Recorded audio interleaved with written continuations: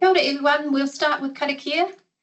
Kia tau iho rā te Māori, ki tēnei wāhi, ki tēnei hui, kia kotahi te ngākau, kia kotahi te hininaro, kia kotahi tātou ia tātou, humie, huie, taikie. Sorry, for some reason the screen's not going over there, just while Kim's fixing that. Let us be present in this place, in this gathering, one heart, one mind, one with all, draw together, unite, affirm. Nau mai haere mai, ki tēnei hui, ko Carissa toko ingoa. I am the Principal Trustee for Kapiti Customer Centre, and with me today is Kimberly Rayner, Senior Trustee. Today we'll be giving you a brief overview of public trust and what we can do and how we will help you. We'll talk to you about leaving a legacy for those most important to you, and then we'll talk to you about our most commonly asked questions. Things like the top 5 reasons for updating your will and how you can look after your loved ones, the role of the executor and trustee, what happens if you don't have a will, and how to get started with establishing or updating your will. We'll close off our session with what happens with decision making while you're still alive. We're expecting this to take about approximately an hour, and if time allows, we'll answer some questions. So please do feel free to put the answers in the Q&A section of the meeting, and Kim and Felix will be working with us to answer as we go, and we'll pause to check them as well. By the end of today's event, you'll hopefully have some information to move forward in protecting what matters for the people or the organisations that matter most to you. Now, I will say due to the time constraint, we will refer to our notes quite often just to make sure that we're keeping on track time-wise. So just a brief overview on public trust, a little bit about us. We work with people to write their wills, enduring powers of attorney, and we provide estate administration services and trustee services. We also support vulnerable New Zealanders to help ensure that they are looked after. Just briefly, we've been doing that for just over 150 years, and we're a Crown-owned entity, which is a little bit similar to that of Kiwibank and New Zealand Post. We've been established to provide professional and impartial services, and each year we write about 7,600 wills and manage the legacies of approximately 1,400 customers through administering their estates upon their death. On top of that, we also help New Zealanders with their enduring power of attorney documents, which you can see on the screen as well. This enables us to help people make decisions when they cannot make them for themselves any longer. We also provide a variety of different trusts for our customers, such as prepaid funeral trusts, charitable trusts, family trusts, inheritance trusts. And when it comes time to acting as executor, we can either act as executor and trustee alone for our estates, and that's where we would provide legal and administrative support to help our beneficiaries get through their estate administration. We also provide our executor assist service, which means you can have an outside executor, but public trust can assist you in lots of different ways in the administration. And one other thing we do, which is possibly less well known, but we audit the financial records of individuals appointed by the court as a property manager for an incapacitated person. So let's talk a little bit about what happens when you die. Firstly, it's something to take a note of that only about 50% of New Zealanders have an up-to-date will. And it's always surprised me in the approximately 29 years I've been with Public Trust, that statistic has stayed relatively the same. So it's really important to us to speak to people today and share the importance of it.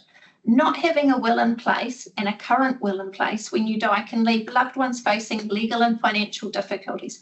But it's not just about leaving things to be easier for your family, it's also your legacy. What is it that you want to have happened, and avoiding things that you don't want to have happened.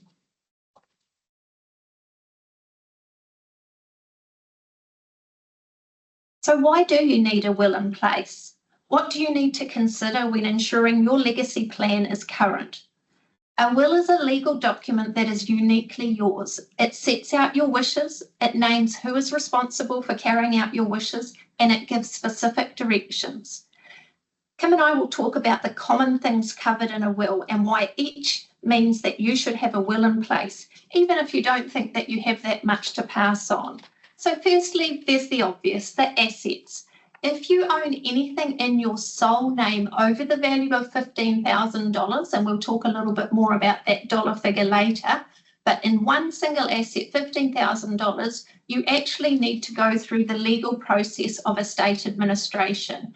Now, 3.5 million people or more have been recently recorded to having KiwiSaver. You can't own them jointly, so over time it's most likely to exceed $15,000. And $15,000 is the legislative mark that requires a legal process when you pass away.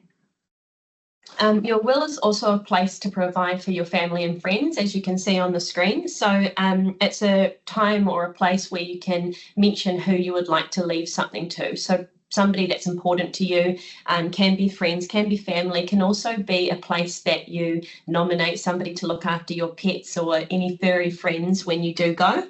It's a place to think about your children as well in terms of guardianship. So have you sorted somebody out to look after your kids if both their parents passed away? So you can appoint a testamentary guardian in your will. It's a place as well where you can nominate mementos or gifts to certain people, and that can be anything like your jewellery, the grand piano, digital assets, a specific record collection or something like that. If you would like a specific person to have those things after you go, then that's where you can put it as well. It's also a place that you can bequest things or money to charities or other organisations. So there might be an organisation or a sports club that's been dear to you during your lifetime, and so you can actually nominate them in your will as well. The last two matters that we wanted to highlight was your funeral. Now, obviously, this is about what are the wishes that you want to have in place. Can you make it easier for your loved ones so that you express things to your whānau of what you would like to have happen? Have you considered this and thought about the varying choices that they may be faced with? Today's options are quite varied and everybody's expectations are different. So setting out what you hoped the family would follow is really helpful. It takes a lot of stress out of a big decision at such a critical time in their grief. Lastly, statements of wishes. Now, these are little things that are outside the legal documentation of a will, but it can personalise even more the special instructions that you may have for your loved ones. We've found so far in the time that we've been here, there's generally about 5 different themes or reasons why people do come in and update their will. And that is relationship changes, when there have been the birth of new children, or sadly if there have been the death of any children, if there's been any grandchildren born or relationships being broken up, or also new relationships. The other things are significant assets being purchased, usually prompt people to come in and update their will, or even things like inheritance as well. That's quite often a prompt when people want to come in and make sure things are looked after. So let's talk about executor or executorship. It's certainly a legal term, and if you were to say it quite specifically, an executor has the important task of carrying out the instructions in your will, or in legal terms, executes your will. This process is called estate administration, which includes a range of financial, legal and administrative tasks like closing bank accounts, paying debts, filing tax returns. The executor holds a lot of responsibility and time commitments, and even financial liabilities pertaining to their actions. And Kim will talk a little bit more about that now. So an executor can also end up being involved in any legal proceedings should a will be challenged. So it is quite important to think about when you are appointing an executor, is it a good idea to appoint a friend or a family member that might have a vested interest in the will, or might have family or relationship emotional ties to the family? It is important to think about the time commitments, as Carissa mentioned, in administering an estate, because they can take a long time to administer. Is the person that you are going to appoint, do they have the appropriate time to be able to commit to administering your estate, or is it better to appoint an organisation like Public Trust who is their full-time job to do that? So there are 3 different options when choosing your executor. You can either choose Public Trust or a professional organisation or solicitor. The other option is you can, as mentioned, appoint a individual or a friend or a family member. And the third option is you can choose a friend or a family member, an individual, but they can seek the assistance of Public Trust through our Executor Assist service. Thanks, Kim. So one of the things that's really important to think about when you're being an executor is what is the critical factors that, and why would you pick someone like Public Trust? I think there's the 3 things that we mentioned there. And Kim, can you just talk to those 3 things? The 3 things, yes, sorry. So the benefits, I guess, of appointing Public Trust as the executor, we can, I guess, group it into 3 different main benefits. So the first one is transparency. So Public Trust are very transparent through our services. So not only through the ministerial responsibilities of being a Crown-owned entity, but we also offer an independent review service through the Financial Services Complaints Limited, aka Fiscal, and they're an independent dispute resolution service who audit our fees and charges and associated activities on any of our client types with no cost to the beneficiaries. The other main benefit or key theme, I guess, is that we are impartial. So Public Trust aren't emotionally tied to the beneficiaries of an estate or the family. So we can always be impartial. And that's really important when there are things like disputes or disagreements within the family. If you've got an individual appointed, for example, who's also a beneficiary in the will, that can also sometimes cause problems because you have to be involved in not only the emotional side, but you're also responsible for administering the estate. With Public Trust, we aren't tied like that, so we are impartial.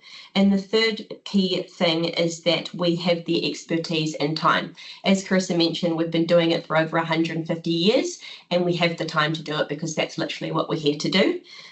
So while every estate is different, most estates generally do take at least 6 months to administer. Some of them are longer. I've just recently finished administering an estate that took 5 years, and that's just due to the complexities of the types of assets and things that were involved. So you need to make sure that somebody, if you are appointing, does have that kind of time to commit to it. The cost depends for an estate administration, depends on the complexity of the estate. It doesn't just depend on the value of the assets, but it also comes down to family dynamics, communications, anything else that can crop up in an estate as well. So as we would encourage you to come and talk to us if you are thinking about naming a professional trustee organisation as your executor, or if you need help to administer your estate if you're an individual. So Carissa, can my will be challenged? Yes, so yes, a will can be challenged. There's a couple of acts primarily that's based on. The Family Protection Act says there is a moral obligation to provide for certain people, spouse, children, sometimes grandchildren, or dependents on you, sometimes even parents, where there's a role reversal situation. There's also the Property Relationship Act, which says if you're in a relationship with somebody, whether marital or not, they may also have the right to be provided for under the will. And there's also the Testamentary Promises Act that says that if you've promised something to somebody in return for them doing something for you, they have a right to be provided for. And then sometimes there's things which are referred to as neutral or mirror, where you've made an arrangement with your spouse that you're going to look after each other, and then everything's going to be divided between your combined 6 children, and then one of you changes it to give it all to the SPCA, then someone may object and challenge the will there. There's lots of examples that have been through the courts over the years. One practical example I can share with you of case law was that some years ago there was a child of the deceased who was provided $190,000 under the will, and her 3 children were provided with a $1 million trust fund, and then the remaining $3 million of the estate went to charity. The deceased didn't provide further for the daughter as he had a low opinion of her husband's business acumen and work ethic, and he had previously financially supported his daughter and her husband through an unsuccessful business. Now, the daughter had a home with a mortgage and a modest income, and the outcome of her challenging the will was the court determined that a wise and just will maker or testator, the person that did the will, would have ensured that their daughter was at least debt-free of her home and a supplementary income. Therefore, the court has awarded to the daughter an additional $855,000 plus funds to clear her mortgage. That moved the provisions for the daughter to 20% of the estate. So that's just a little example of where they might provide for children and grandchildren and also have a special place for charities, but under certain legislation there may be some objections raised.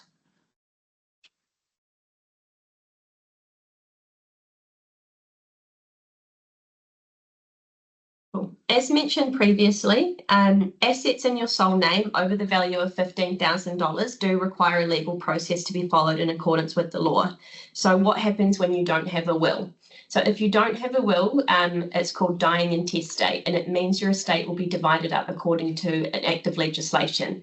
So you can't just decide if you are the family of the person that's died. You can't just decide as a family who you would like to distribute the deceased person's estate to. It actually has to go through the court to get that formally divided. So if your assets, as mentioned, are worth more than $15,000, they will need to go through the court, and it would be decided under the Administration Act 1969 and not your wishes as to who would benefit under that person's estate. So you can look up the formula online, and there's a clear line of inheritance under the Administration Act which determines who would benefit under that dead person's estate if they did not have a will. So it may not be who you think it is. There are certain provisions provided, and that is determined by the Administration Act. It is a lot easier to have a will, and it will save a lot of money in the long run if you have that prepared before you die. Also, when it comes to dying intestate and not having a will, the family members can apply to the court to be the administrator of that estate, and then the court can approve or deny that. If there is nobody eligible to be the administrator of the estate when there is no will, then public trust could also be appointed under the court to act for them. So hopefully that was what we're saying so far. You'll come to appreciate that having a will gives your family, friends, or those important to you peace of mind, particularly during the grieving process. So let's talk about writing a will with public trust. Through public trust, we now offer two options to you: an online service where you can go online and write your own will, or you can book an appointment either face-to-face within the customer centre or via telephone. Attached is a reasonably quick summary of the next steps. The things to have a think about is considering your assets, obviously, and what you might like to leave behind and who you'd like to leave things to.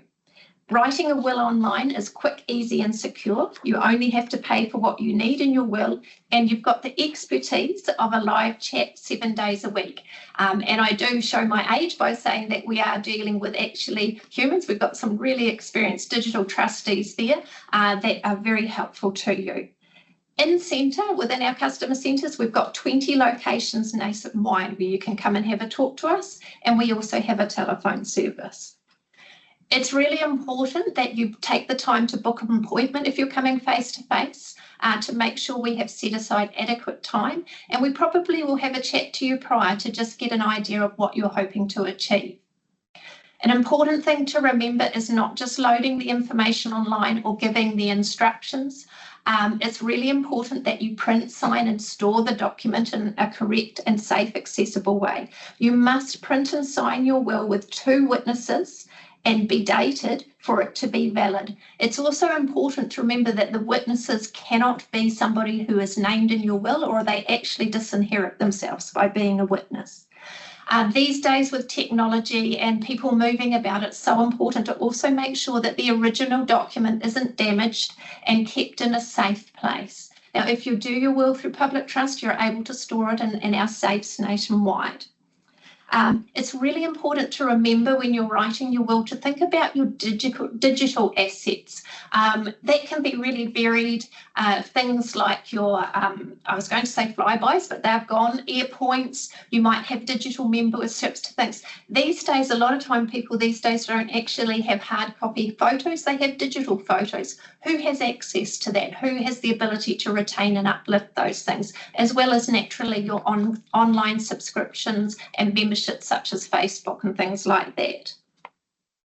Another thing to bear in mind is that these days, when people are passing away, we're all living much longer these days. Historically, life expectancy has doubled, and those aged within the 12-15 are at least 50% of them are expected to live over 100. So one of the things that's really helpful is doing something like a certificate of capacity from your doctor, particularly if you're in perhaps your retiring years. It's really emphasising and protecting the integrity of your will by having a verification from the doctor that's quite specific regarding your will to say that you have the capacity to do so. These days, more and more people, we're seeing an increase in neurological conditions that people are being impacted from. And you can have that for quite a long period of time. So if you're impacted by something like that, it's so important to go and get a specified certificate of capacity from your doctor. And by doing so, that it alleviates any allegations that you didn't have capacity at the time of doing your will, but it also will be used as a supporting document when we apply for probate to ensure that that validity of the will is enforced.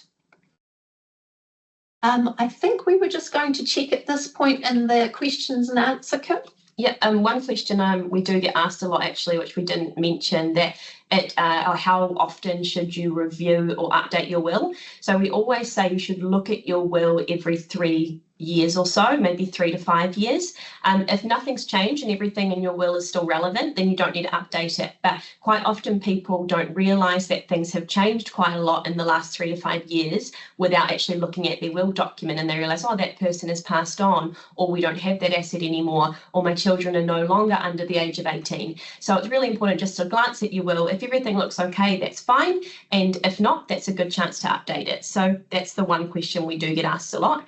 There is 1 or 2 questions in the chat. So the first one is, can public trust work alongside somebody else's executor? So no, the answer is we won't be a joint executor with an individual. We will only act alone. However, we do have, as mentioned, the Executor Assist service where in a way we are working together in that way, but an individual is appointed as executor or 2 individuals, and then public trust would assist in the administration.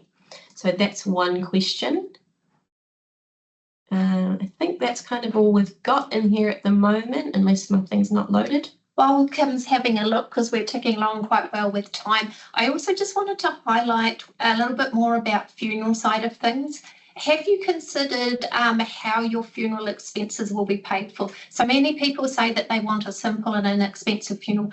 These days, what defines simple and expensive is possibly may not be what you would anticipate. And in some cases, things like funeral directors are asking for a 50% deposit up front. Things like life insurance's accessibility and things like that are something you need to be aware of how that will be accessed. How will they pay it? I think it would be fair to say, Kim, from our experience over the years, we're seeing more and more, I would have said about $10,000 or more for the cost of funeral expenses. And they can be quite varied in the way in which those funeral wishes are carried out. So it's really important to make sure that your loved ones both understand what you would like, but also maybe having a talk to them about what they are perceiving and also the practicalities of that, of how that will be financed. Was there anything else? No other questions in the chat. Feel free to keep putting any questions in if they come up as we carry on. Yeah. While we're still on the subject of will, also something that we're commonly asked about is overseas assets.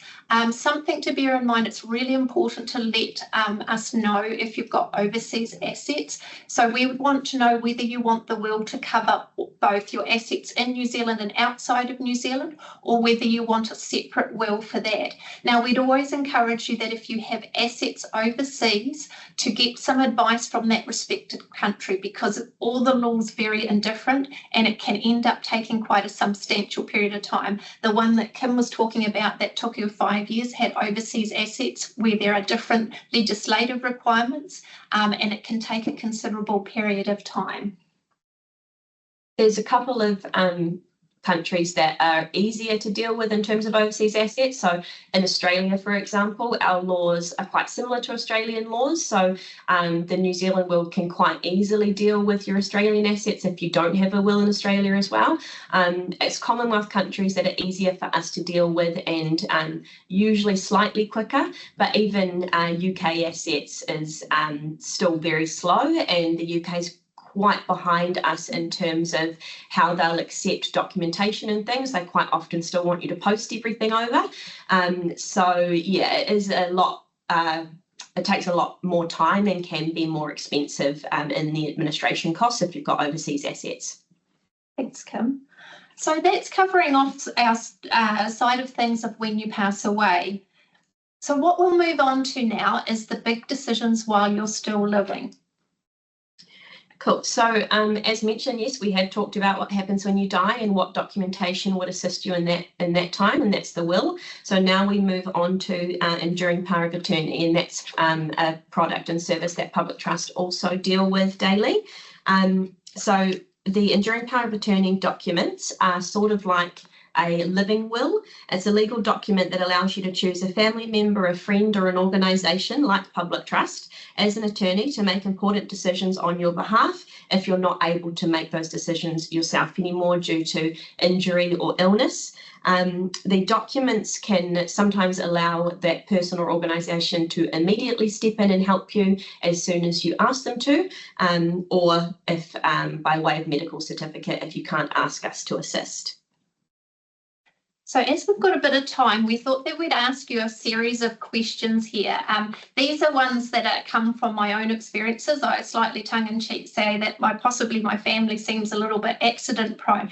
But what we're trying to convey to you today is just the realism of when these documents are required. So many people just assume, oh, it's something when you become elderly or if you go into rest home care. Yes, that's correct. If you go into rest home care, you do have to have enduring powers of attorney in place. But there's so many more times when you're reaching an adult during your lifetime when these documents may be needed at such a critical time. So whilst I can't see you on the screen today, just a few self-reflective questions of scenarios, and just have a think about whether these scenarios have applied to you or a loved one or a similar circumstance. How many of you have gone for a walk to a location for lunch or gone for a motorbike ride on a Sunday afternoon? How many of you have gone on a holiday and had a tourist walkabout to explore the area?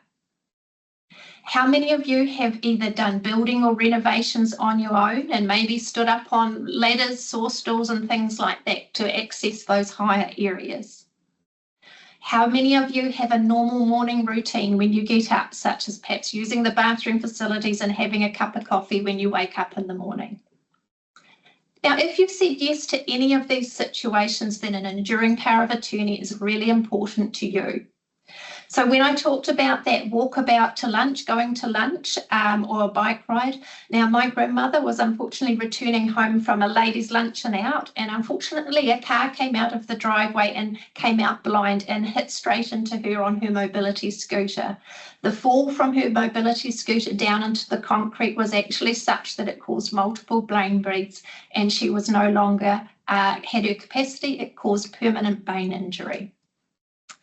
The tourist walkabout, I have a client from my early years in Public Trust that she asked me to always share this story with everybody.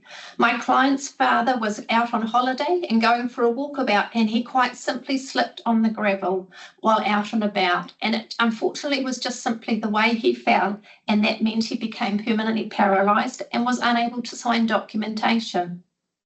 Similarly, when I was talking about doing those home renovations and perhaps that DIY Kiwi in ourselves maybe isn't being quite so health and safety conscious about standing on sawhorses or ladders, a friend of mine fell from a sawhorse and ended up in Burwood Hospital due to paralysis, requiring extensive rehabilitation.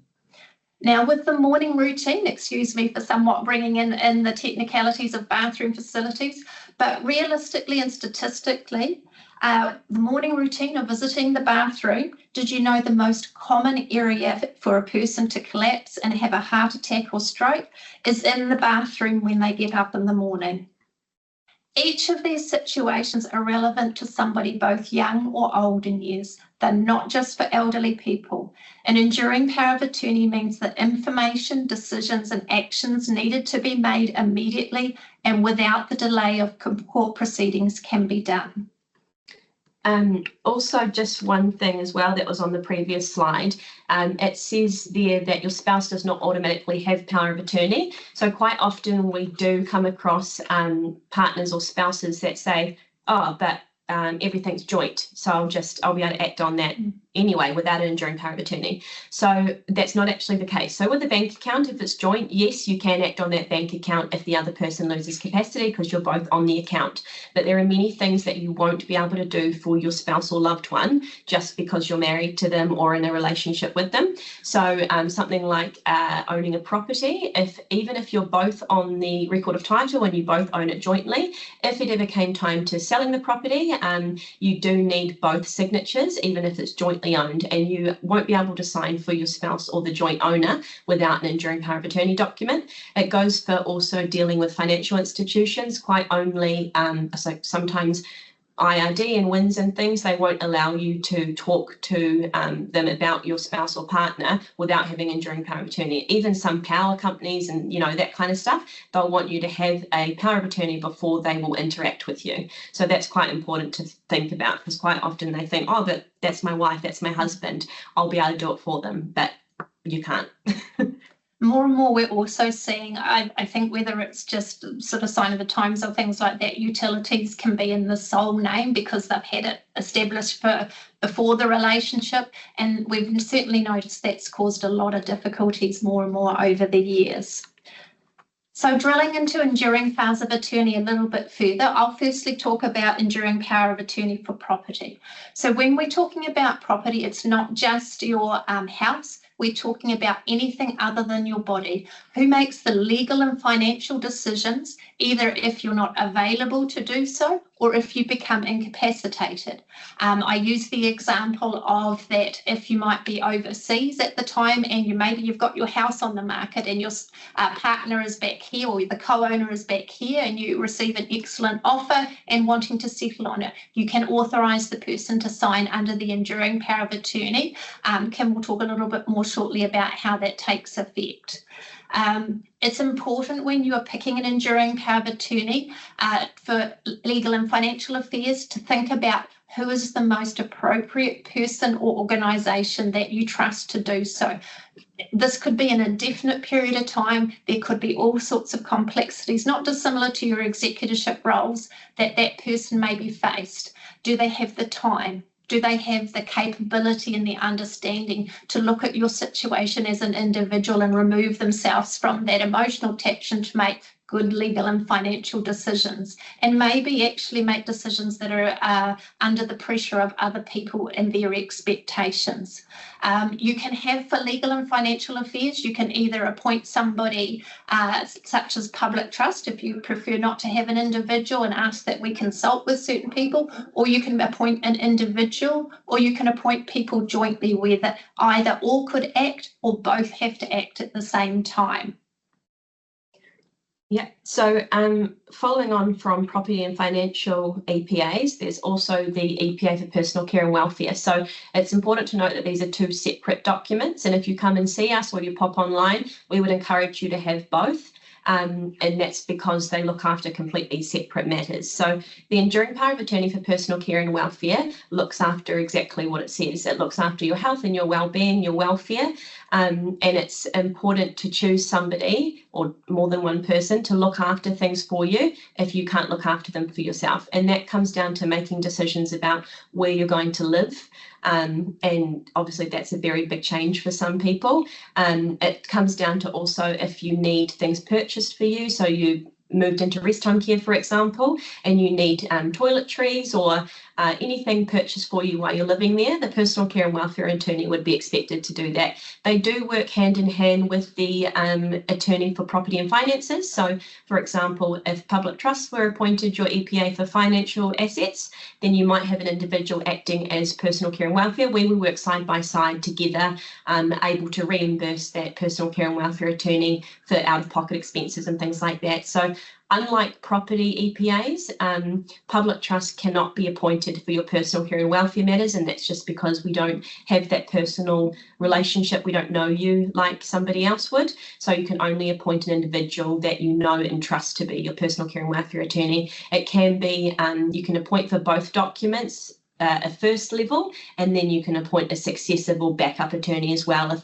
something should happen to that first attorney or they're no longer able to or willing to help you.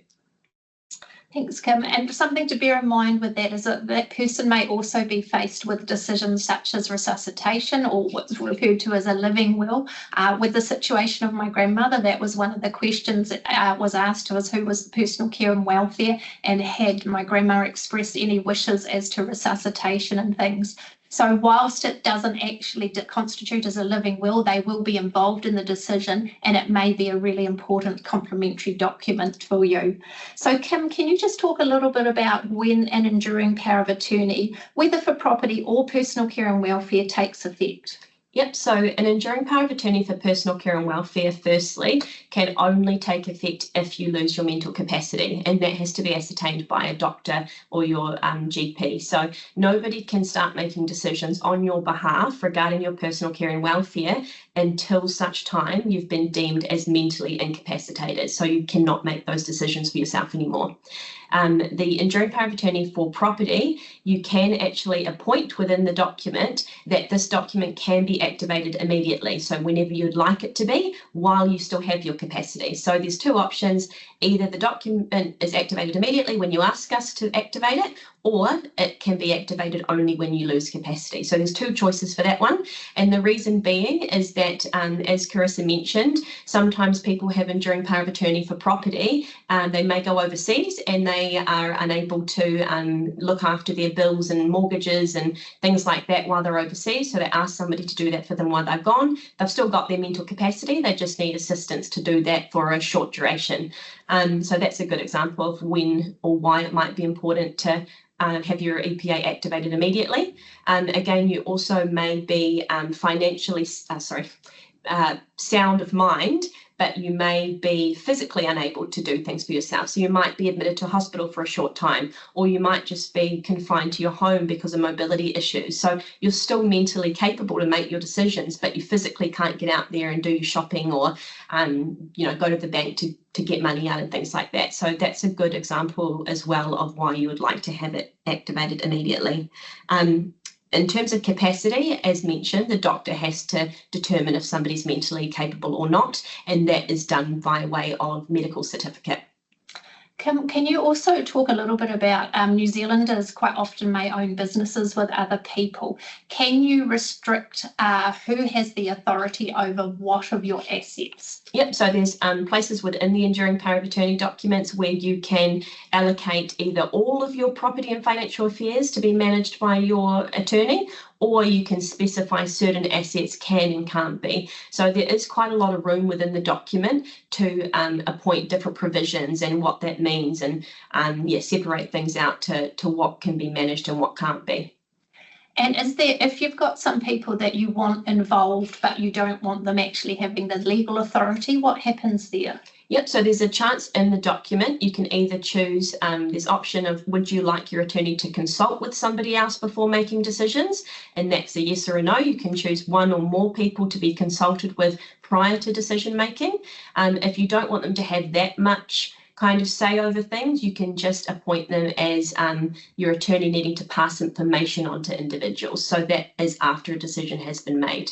Cool. And what happens if you change your mind and you no longer want them to be your attorney? Yeah, so as long as you've still got capacity, you can update your enduring power of attorney documents at any time, just like your will. As long as you're capable to do so, you can come in and update that. If you are revoking the appointment of an attorney after they've already been appointed and they've signed the documents historically, we would ask that you need to provide a letter to that attorney revoking their appointment formally, so they know that they're no longer appointed for you. Thank you. All right, so we'll just have a quick look at the chat.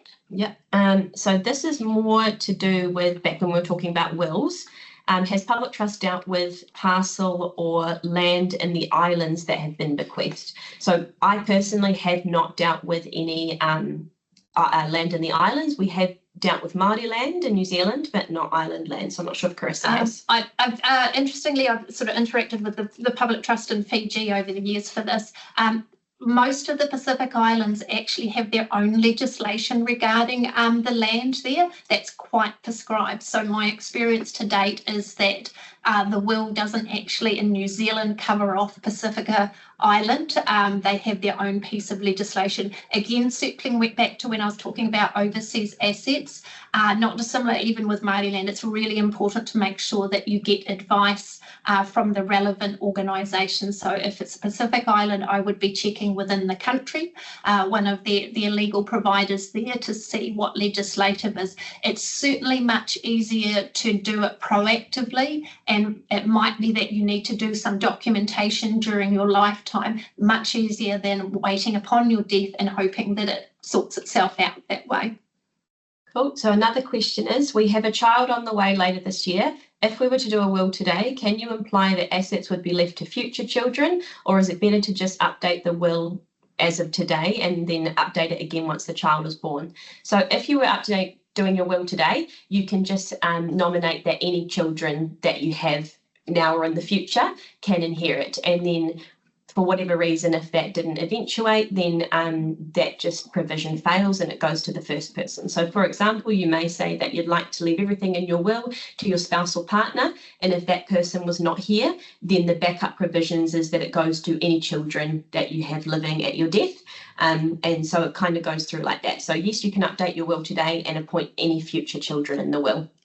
One thing to bear in mind without getting too much into the technicalities, when we're talking about guardianship, in a will, we're talking about what's called as testamentary guardian. So who is the person that you would like your executor and trustee to consult with regarding what assets are held for your children and how they're looked after and things like that. There is also the matter of custodial guardian. So there are some people that are experiencing situations where children may not have a connection with one parent, or there may be some arrangements. It's really important, again, that you seek advice with regard to that. And it may mean that when we mentioned right earlier on a statement of wishes, you may do some accompanying documentation or wishes that you express regarding the custody of your child or children. Cool. Another question here, if, for example, a property EPOA is activated immediately, but there is no personal care and welfare EPOA in place, does that cancel the ability to apply for a welfare EPOA? So no, if you've activated the EPOA for property immediately and then that person still has their capacity, they can draw up an EPOA for personal care and welfare at any time. The only time you cannot draw up EPOA documents is if you've lost your capacity or if you're under 18 years old. So you can always get an EPOA later on if you've only got one power of attorney right now. You can do the other one later if you've got your capacity. Carissa, I'll let you answer this one. Can one EPA be for personal care and property? So can you appoint the same person, I assume this means, for both personal care and welfare and for property? So the documents are two separate documents. There's legislative pertaining to that, but yes, you can have the same person nominated in your personal care and welfare and the same person in your property one, which means, in other words, they're attending to everything, but they are two separate documents. Cool. And one more here. Who can we appoint when there is no family or significant person for EPA, personal care and welfare?